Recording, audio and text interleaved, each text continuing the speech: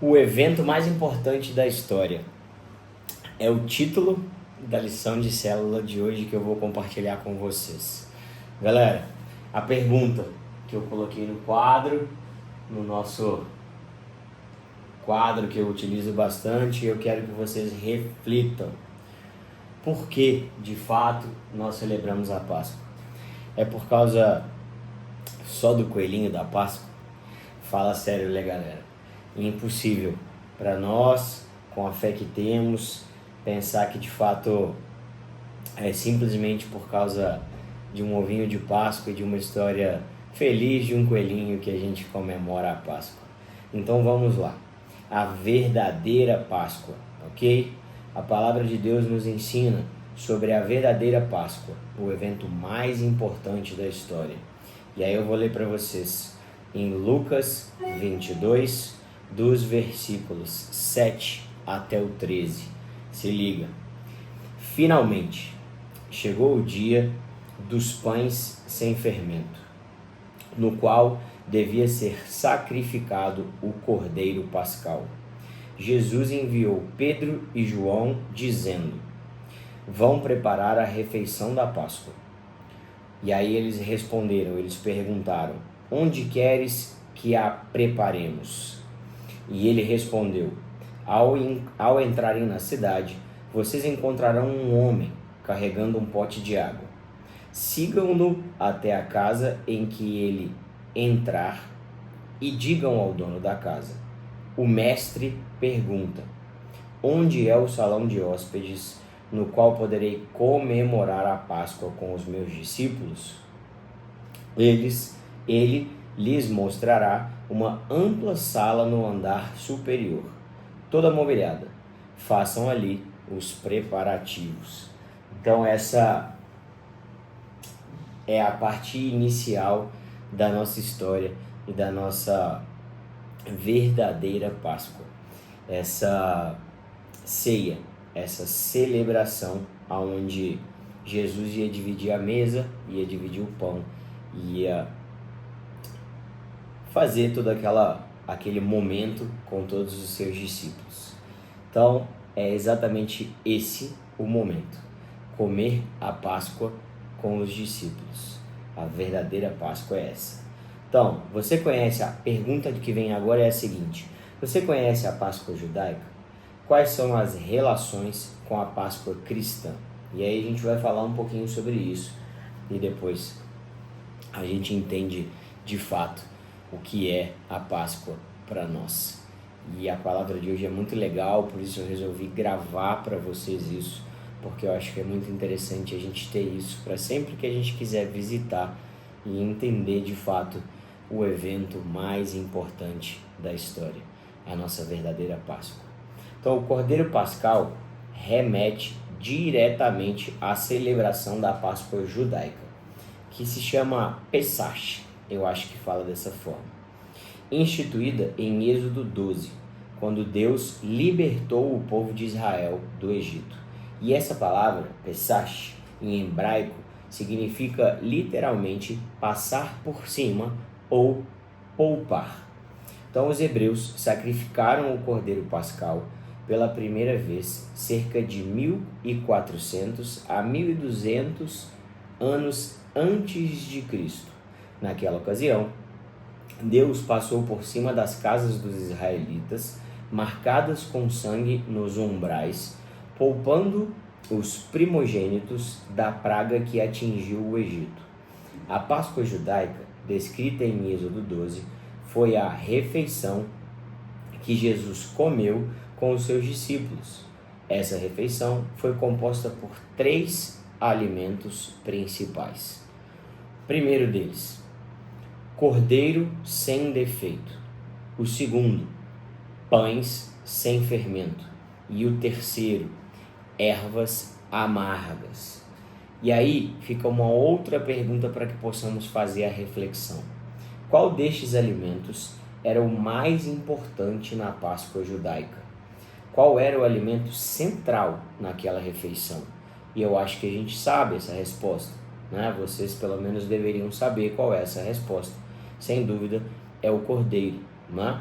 Então a gente fica justamente com essa resposta para a gente poder entender o que vem logo na sequência, e é maravilhoso.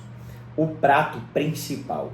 Então, há mais de 1000 anos, Deus havia instituído aquela celebração que devia ser realizada anualmente pelos israelitas. Lembrando que foram escravos no Egito, e festejando como Deus os libertou poderosamente. Durante séculos celebraram aquela ceia que não falava somente do passado. A refeição pascual, na verdade, era um ato profético acerca do maior ato de amor da história. Vamos ver a continuidade do relato de Lucas. E aí, esse versículo agora é Lucas, capítulo 22, e é a sequência, do 14 ao 20. Então, eles saíram e encontraram tudo como Jesus lhes tinha dito. Então, prepararam a Páscoa. Quando chegou a hora, Jesus e os seus apóstolos reclinaram-se à mesa. E disse-lhes: desejei ansiosamente comer essa Páscoa com vocês antes de sofrer. Pois eu lhes digo, não comerei dela novamente, até que se cumpra no reino de Deus.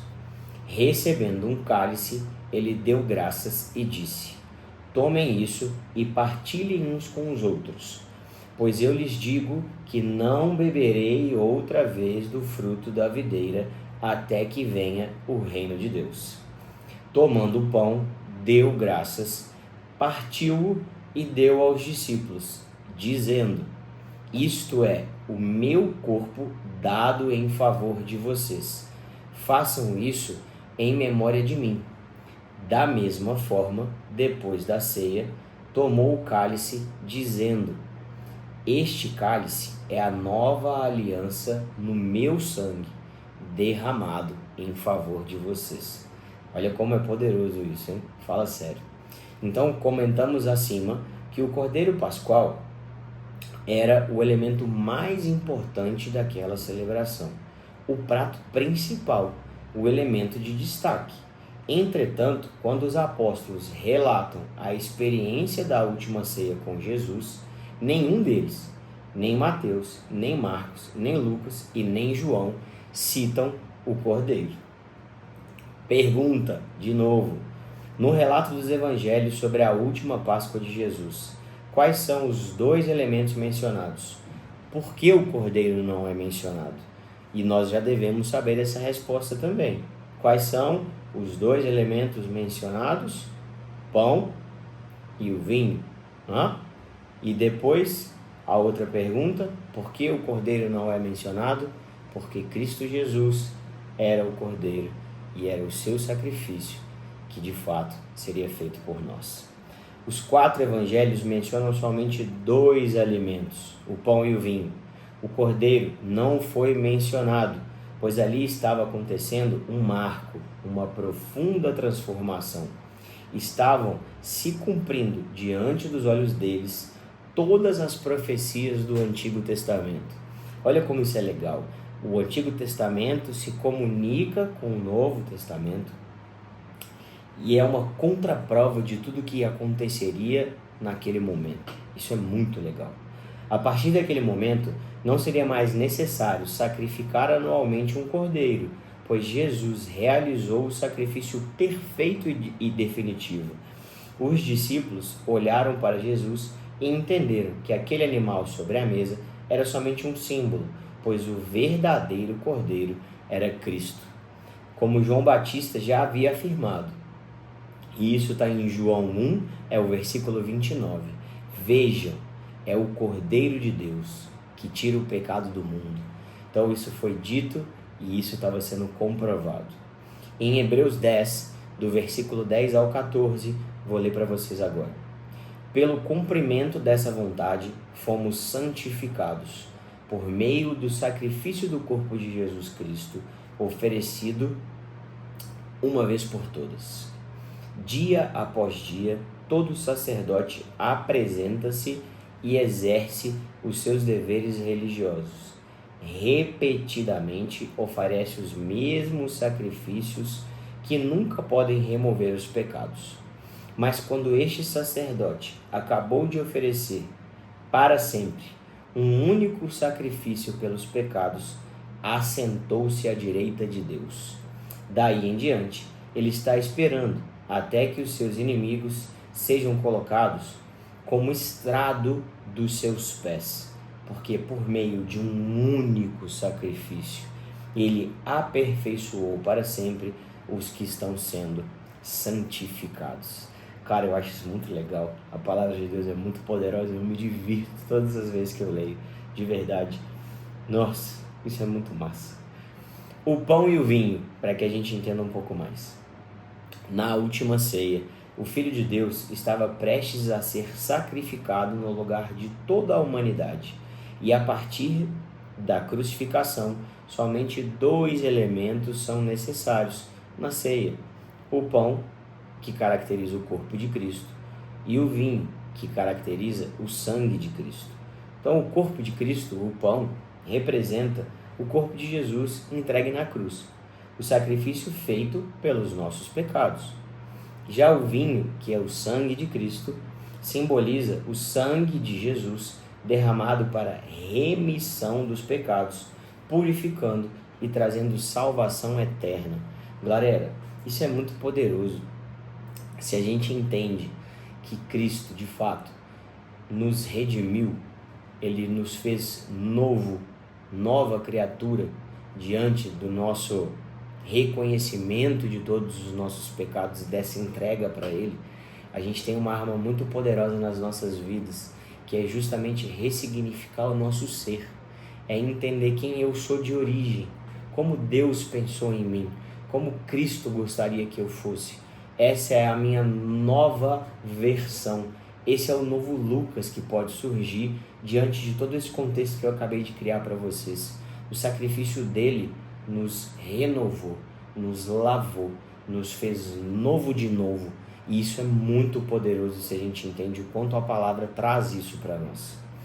Jesus ordenou que os seus discípulos, por todo o mundo, celebrassem essa ceia como um memorial.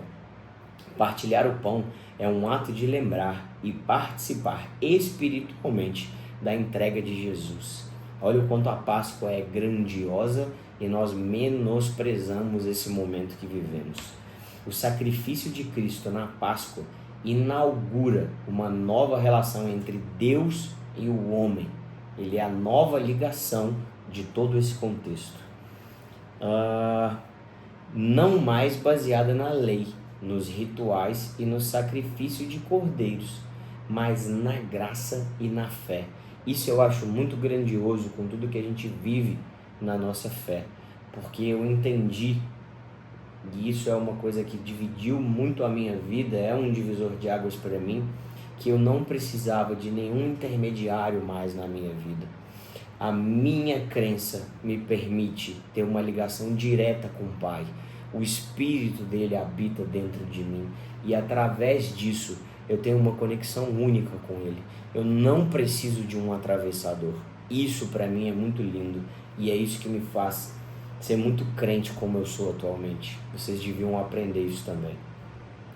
Na ceia é uma proclamação, pois anunciamos a morte do Senhor até que ele venha. Isso é muito importante. A ceia é um chamado à reflexão, pois somos desafiados ao arrependimento e ao autoexame antes de participar dessa refeição. Todas as vezes que ela acontece na igreja, é um momento muito de visitação interior, para de fato entender o que eu estou fazendo da minha vida, quais são as coisas que me edificam e quais as que não são, onde eu quero chegar com tudo que eu venho fazendo. Isso é a grande ceia. É você voltar-se para si. É o que tem alimentado você, o que tem feito você crescer, o que tem feito você melhor.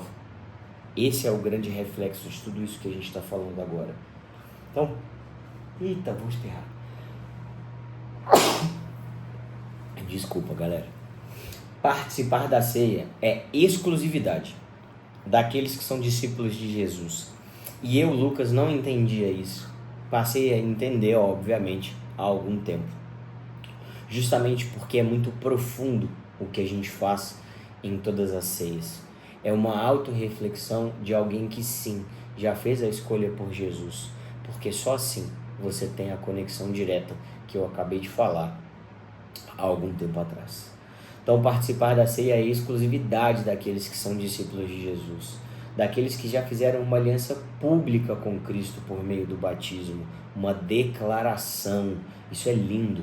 Jesus não se envergonhou de nós e deu a sua vida por amor. Agora, cada discípulo é chamado a dar a sua vida a Cristo e assumi-lo publicamente. E acho muito legal e acrescento da minha fala e da minha vivência, galera, que dar a vida a Cristo é viver para Ele. Muito eu falo várias vezes com você sobre temer a Deus. E é exatamente esse o cerne de tudo isso. Dar a vida a Cristo é fazer escolhas em prol do que Ele faria, como Ele faria. Isso é dar a vida para Ele, é dar a minha vida. Eu abro mão do meu ego, eu abro mão de todas as minhas coisas e de tudo que alimenta esse eu idiota e inútil, e eu começo a alimentar justamente Ele, como Ele faria, como Ele se alegraria da minha melhor versão de entrega para Ele, não mais por mim e por Ele. É isso que a gente tem que pensar. Pergunta: você já participa da ceia do Senhor? Eu já. E aí vem uma outra pergunta: se não, o que te impede de ser batizado? Eu não sei quantas pessoas vão assistir essa mensagem, eu não sei se essa mensagem vai chegar em alguém diferente do que eu espero, mas se essa mensagem chegar para você em algum momento da sua vida e você não participa de uma ceia até hoje, entenda o quanto isso é poderoso para a sua vida. Não é para a minha e não é nem para a vida de Jesus, é para a sua vida. Isso pode mudar o rumo da sua história. Se você ainda de fato não participa de uma ceia, o que te impede de ser batizado? E na grande maioria das vezes eu vou fazer uma pergunta para você agora que pode doer muito, mas por favor, escute ela com o seu coração. Qual é o ego que te impede de ser batizado? O batismo nas águas, para muitas pessoas, é simplesmente um mergulho nas águas. E de fato, é simplesmente um mergulho nas águas. Mas é um simbolismo e uma declaração de uma mudança do seu eu, de quem você vai se tornar depois desse momento. Além de uma declaração pública, é um movimento espiritual que, se você fizer de coração e arrependido, eu te garanto, tudo muda, tudo se torna novo. Isso é muito interessante e é muito importante. Então, se de alguma forma você foi tocado fazendo isso, entenda, busque pelo batismo, mude a sua vida. Memorial. Fazemos em memória do sacrifício de Jesus. Essa é a ideia quando pensamos em memorial. Proclamação. Anunciamos a morte do Senhor até que Ele venha. Anunciamos o sacrifício que foi feito na cruz. Autoexame. É um momento de reflexão pessoal, arrependimento e comunhão com Deus e com os irmãos. É um momento de confraternização entre todos os irmãos que têm a mesma fé. E um momento, sim, de arrependimento e comunhão com Deus e tudo que você tem feito na sua vida. É um autoexame. Alimento espiritual, renovação da fé, da gratidão e da esperança na volta de Cristo. É um alimento espiritual, não é um alimento físico. Olha como isso é poderoso. É o renovo das suas esperanças. É o alimento mais robusto que você pode ter na sua vida, porque é através, sim, da sua fé que você consegue fazer todas as outras coisas. Conclusão, galera, para eu fechar. Ficou claro para os discípulos que Jesus era o verdadeiro Cordeiro Pascual e que a partir daquele momento nunca mais um animal precisaria ser sacrificado para uma busca de purificação. Somente o sangue de Cristo pode realmente remover pecados e permitir às pessoas ter comunhão com Deus. A Páscoa cristã é a celebração mais importante pois lembramos o evento mais relevante da história, a morte e a ressurreição de Cristo Jesus. Na Páscoa, fazemos este lindo memorial do pão e do corpo de Cristo. E unimos os discípulos nesse maravilhoso memorial. Decida se tornar um discípulo de Cristo. Deixe o medo, as dúvidas e as ressalvas de lado. O seu ego, na grande maioria das vezes, você, achando-se dono da verdade, não aceita que não estamos aqui do nada. Não é assim que a coisa aconteceu. A gente deveria respeitar muito mais a criação. Renda-se completamente. Assuma diante de todos a sua fé e a sua gratidão. Jesus é o único caminho para o perdão e a salvação. E de fato é, porque é por Ele, que é para Ele, deixa de ser por nós. E isso sim traz perdão para as nossas vidas e arrependimento de todos os nossos pecados. E como consequência, a salvação. E para fechar, galera, Romanos 10, do versículo 9 ao versículo 10. Versículo 9 e 10. Se você confessar com a sua boca que Jesus é o Senhor e crer em seu coração que Deus o ressuscitou dentre os mortos, será salvo. E se você acredita nisso agora, entenda, você já começou a mudar a sua vida com tudo isso que eu acabei de falar para você. Pois com o coração se crê para a justiça e com a boca se confessa para a salvação. Antes, um reconhecimento, o coração. Depois, uma declaração para a salvação. Antes, eu me quebro por dentro, sou uma pessoa melhor. Depois, me declaro e sou salvo. Essa é a ordem. Pergunta para finalizar. Você crê que Jesus morreu e ressuscitou? Eu creio. E você? Você já confessou isso com a sua boca? Eu já. E você? Faça isso agora. Procure alguém que possa edificar a sua vida, em nome de Jesus Cristo. É o meu desejo para que você entenda um pouco mais do quanto a palavra é poderosa. E eu finalizo em oração, pedindo para que Cristo Jesus toque o coração de fato de todas as pessoas que possam assistir esse vídeo um dia e consigam de fato entender que é por Cristo e Ele fez tudo isso por nós. Em nome de Jesus, que você tenha uma vida abençoada, próspera e muito rica, não de dinheiro, mas de saúde e de vida em Cristo. Um forte abraço, fique com Deus.